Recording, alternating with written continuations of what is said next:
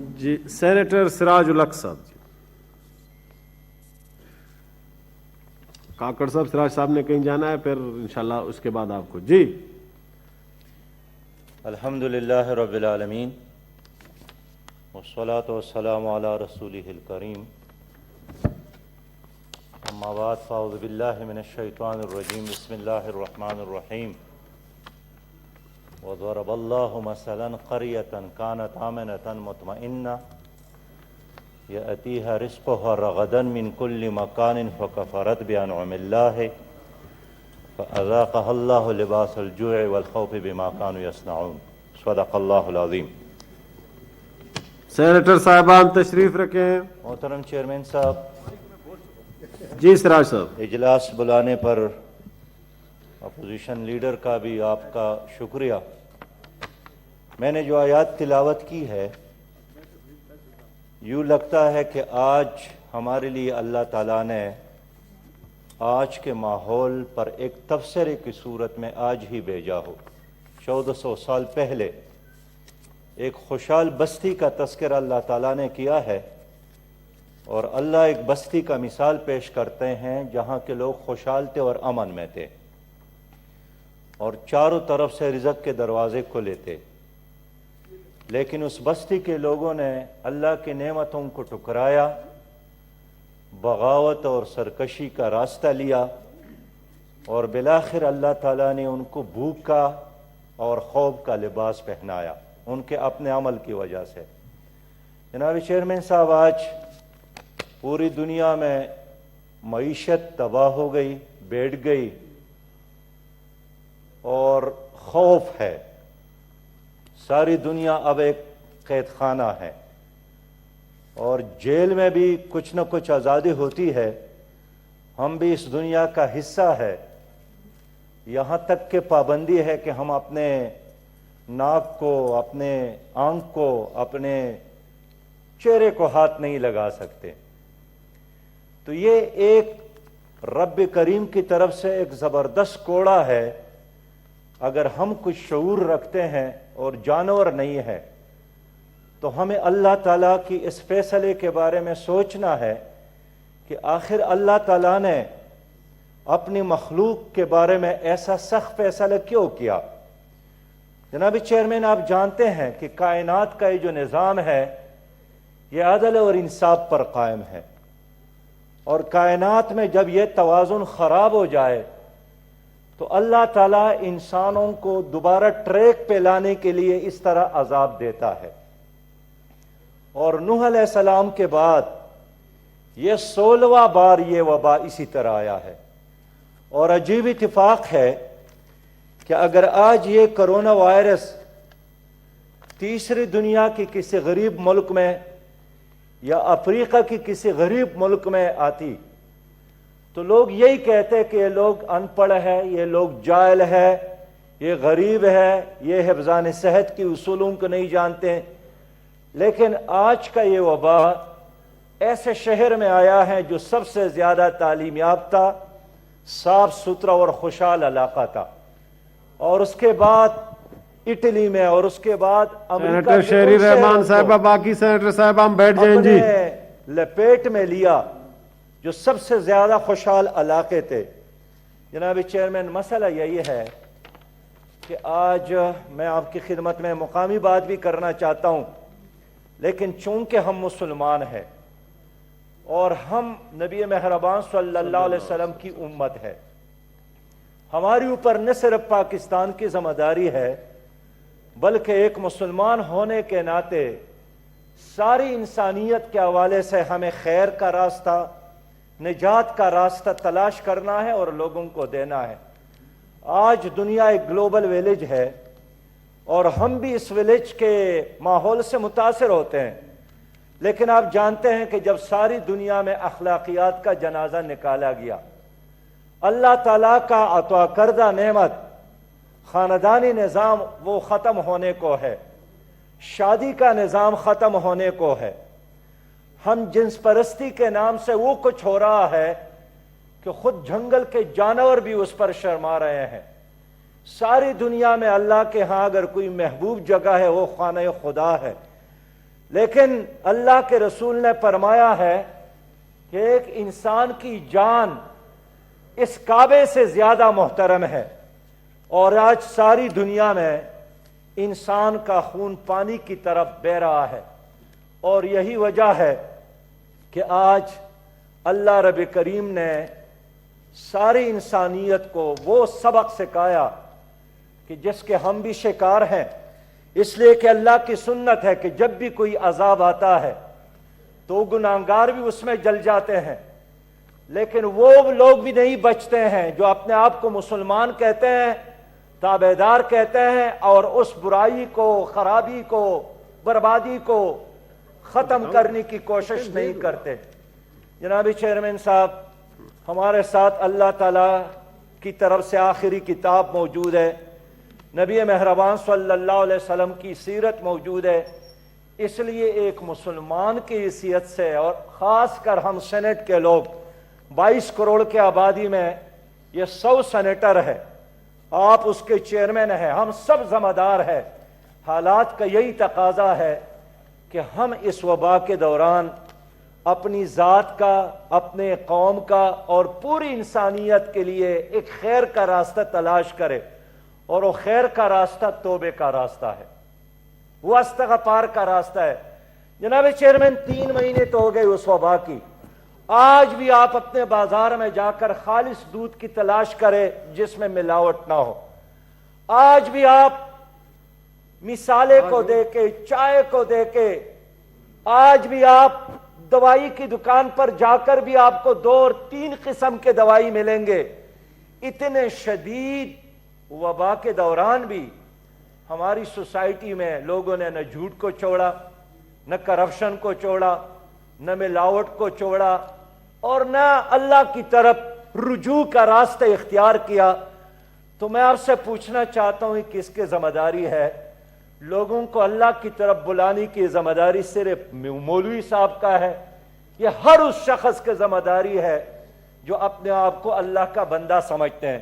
جناب چیئرمین صاحب، میں عرض کرنا چاہتا ہوں کہ ہمارے ہاں یہ وبا اچانک نہیں آئی، ہم سے پہلے چائنا میں، اس کے بعد اٹلی میں، امریکہ میں، پھر ہم نے ایران کا تماشا، اٹلی کا تماشا دیکھا، ہم نے ان لاشوں کو دیکھا، ان بن بازاروں کو دیکھا۔ آپ کو علم ہے کہ خود ایران کے اندر 30 سے زیادہ قومی اسمبلی کے ممبران اس کے شکار ہو گئے، ان کے بہت بڑے عالم دین پہلے 4 دنوں میں اس کرونا وائرس کی وجہ سے شہید ہو گئے۔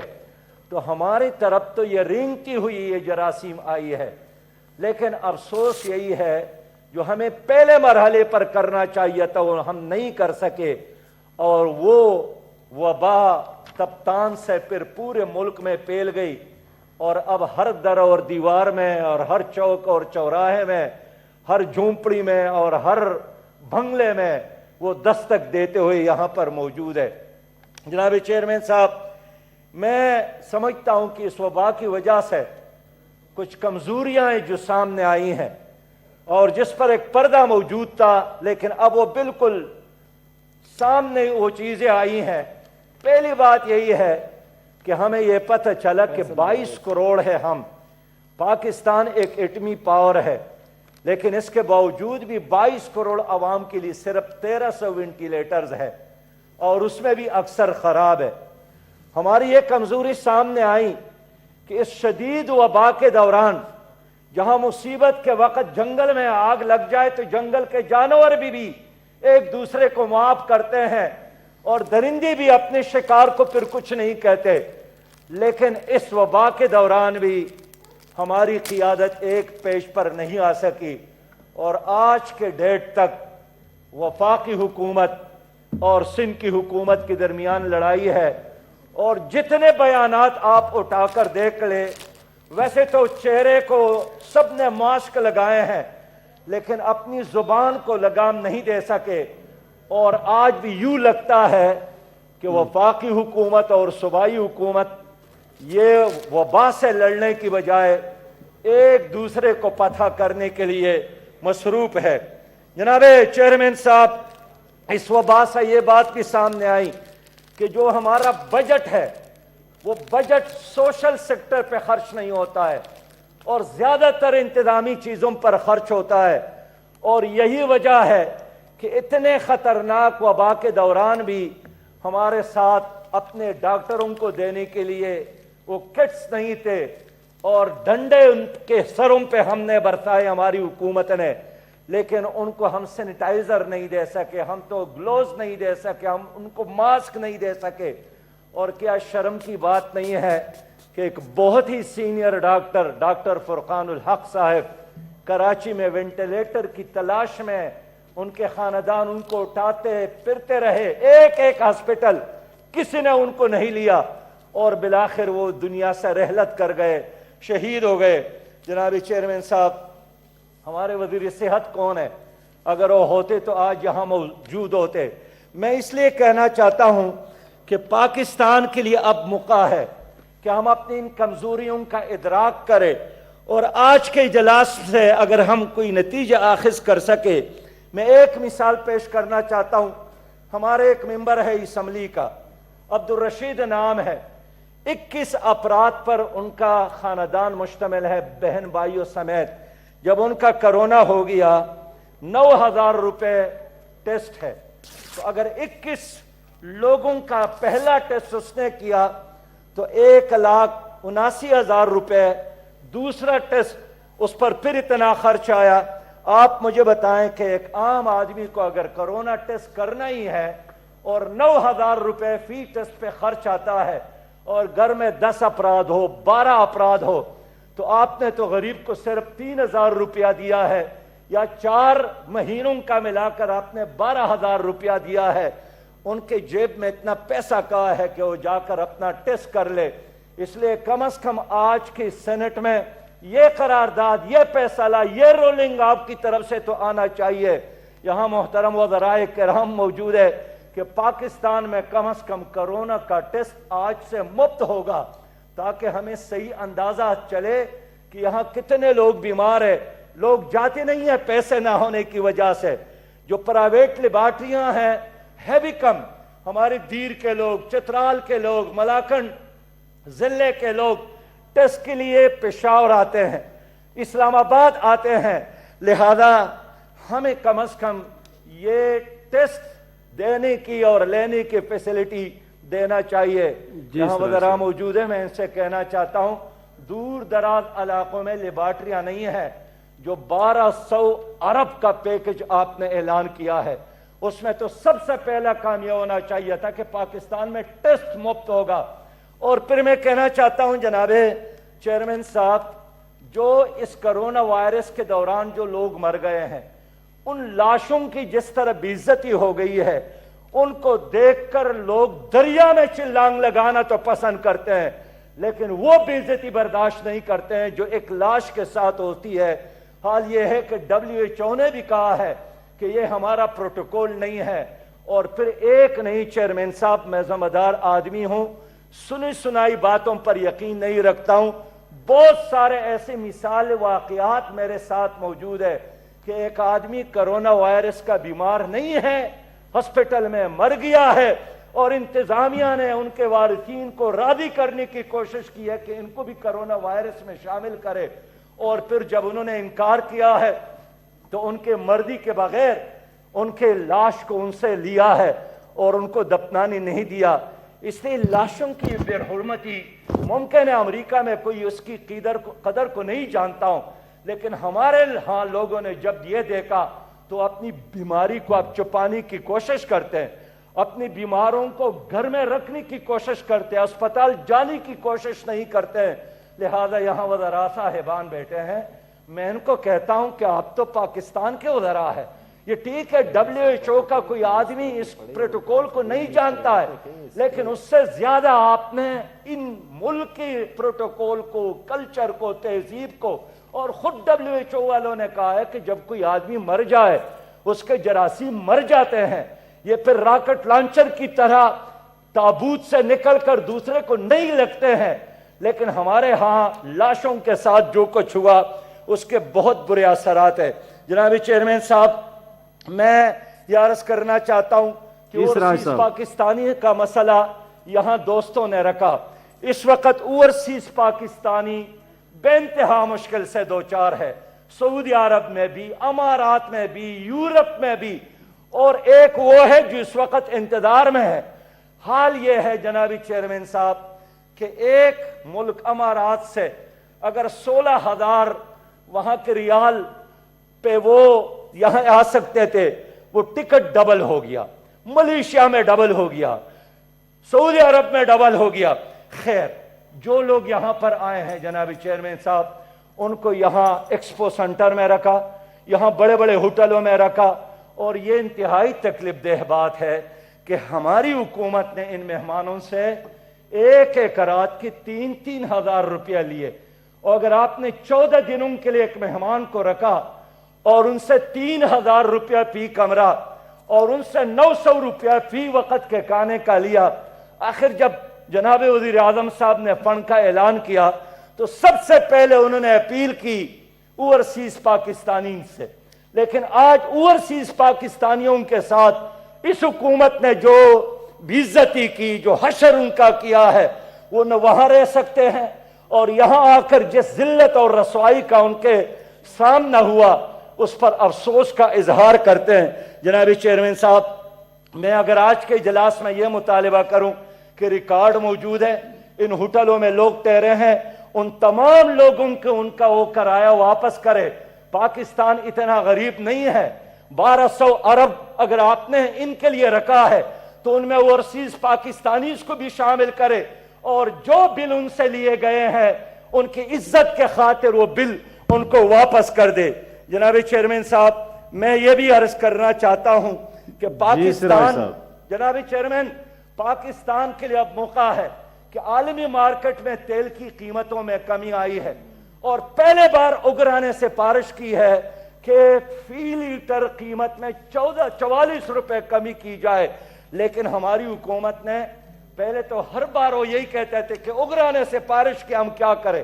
اس بار اگرا نے کہا ہے کہ 44 روپے فی لیٹر پیٹرول کی قیمت میں کمی ہو، لیکن حکومت نے وہ بین الاقوامی مارکیٹ میں جو سہولت عام لوگوں کو ملی ہے وہ سہولت پاکستانیوں کو نہیں دی ہے۔ جناب چیئرمین صاحب، میں کہنا چاہتا ہوں کہ خدا کا خوف کرنا چاہیے۔ ایک پاکستان ہے، یہ نہیں ہے کہ سندھ کا کرونا کچھ اور چیز ہے، اسلام آباد کا کرونا کچھ اور چیز ہے، پنجاب کچھ اور ہے۔ آج بھی آپ دیکھیں کہ پنجاب میں مختلف اور یہاں اسلام آباد کی 25 مربع کلومیٹر میں مختلف نظام چل رہا ہے۔ اور جناب چیئرمین صاحب، میں آپ سے یہی درخواست کرتا ہوں کہ ہم سب اسلام آباد میں رہتے ہیں، اس اسلام آباد میں ان دنوں بھی جو کچھ ہو رہا ہے انتہائی باعث شرم ہے۔ ہمیں اللہ کی طرف رجوع کرنا چاہیے، لیکن حجاموں کی دکان تو بند ہے اس اسلام آباد میں، لیکن مساج کرنے والوں کی دکانیں کھلے ہیں، اور اس میں بھی بے ادبی محافظ خواتین بیٹھے ہیں، مردوں کے مساج کرنے والے۔ کیا یہ ایک اسلامی ملک اور اسلامی دارالخلافہ میں یہ جائز ہے؟ اور یہ ایک نہیں ہے، آئی جی پی کو رپورٹ کیا ہے، 22 ایسے مقامات موجود ہے جس میں یہ کچھ ہو رہا ہے۔ یہ تو اللہ تعالیٰ کے قہر اور غضب کو ہم مزید دعوت دیتے ہیں۔ بڑی مہربانی جناب چیئرمین صاحب، آپ کی بھی بہت مہربانی، لیکن میں آپ کی خدمت میں آج یہ کہنا چاہتا ہوں کہ کم از کم آج کے اس مجلس میں آج رولنگ دے دے کہ پاکستان میں ٹیسٹ مفت ہوگا، تاکہ لوگ جا کر اپنے آپ کے بارے میں جان سکے کہ اس کو یہ بیماری ہے یا نہیں۔ آج آپ رولنگ دیں گے کہ دور دراز علاقوں میں لیبارٹریوں کا انتظام کیا جائے۔ آج آپ رولنگ دے دے کہ اوورسیز پاکستانیوں کے ساتھ جو کچھ ہوا ہے ہم وہ پیسہ ان کو واپس کریں گے۔ اور ابھی جب میں اجلاس کے لیے آ رہا تھا جنابی چیئرمین، آپ کے نام بھی یہ پیغام ہے، یہ مقبوضہ کشمیر کے مظلوموں کا پیغام ہے کہ لاک ڈاؤن کی وجہ سے ساری دنیا ہمیں بھول گئے ہے، اور 9 مہینوں سے وہاں لاک ڈاؤن ہے، علاج کی کوئی سہولیات وہاں نہیں ہے، کھانے کا کوئی انتظام نہیں ہے، اور انڈین آرمی نے کرونا وائرس کو ویپن کی طور پر ان لوگوں کے خلاف استعمال کیا ہے۔ وہ ہمارے بھائی ہیں، ہمارے مائیں ہیں، ہمارے بہنیں ہیں، ان کے خاطر کون آواز اٹھائے گا؟ اس لیے سینٹ کی ذمہ داری ہے کہ ہم مقبوضہ کشمیر کے ان مظلوموں کے ساتھ اپنی آواز کو ملا دے، اور ان کی ان مصیبتوں کو ختم کرنے کے لیے بحیثیت پاکستان بین الاقوامی سطح پر اپنی ذمہ داری پوری کرے۔ میں سلام پیش کرتا ہوں ان ڈاکٹرز کو جو شہید ہو گئے ہیں، میں سلام پیش کرتا ہوں سیکیورٹی فورسز کے ان نوجوانوں کو جو رمضان کے مہینے میں شہید ہو گئے، میں سلام پیش کرتا ہوں پاکستان کی ان رضاکاروں کو، اس میں عبدالستار عیدی فاؤنڈیشن کے لوگ ہیں، اس میں سیلانی فاؤنڈیشن کے لوگ ہیں، اور اس میں لاکھ کی تعداد میں الخدمت فاؤنڈیشن کے اور رضاکار ہیں جنہوں نے رسک لے کر سر ہتھیلی پر رکھ کر دوسروں کی خدمت کے خاطر اپنی قربانیاں پیش کی۔ میں پوری قوم کی طرف سے اور سینٹ کی طرف سے ان تمام رضاکاروں کو اور خدائی خدمتگاروں کو سلام پیش کرتا ہوں۔ بہت شکریہ۔ Leader of the house